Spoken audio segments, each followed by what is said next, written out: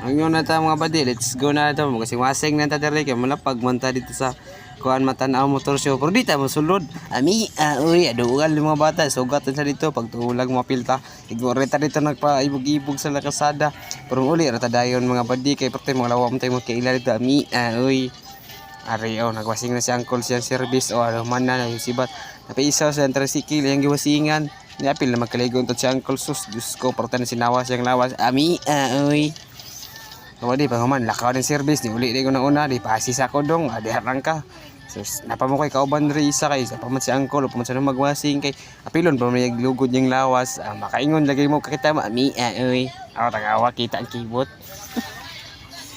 Nalira, kita, garduhon ito ni naway mabili na lapok, pero kumugang ang buling, kumugang ang buling, rakay puntong kuhaon, anak man na mga badi, tidapulan man yung ato, di hara.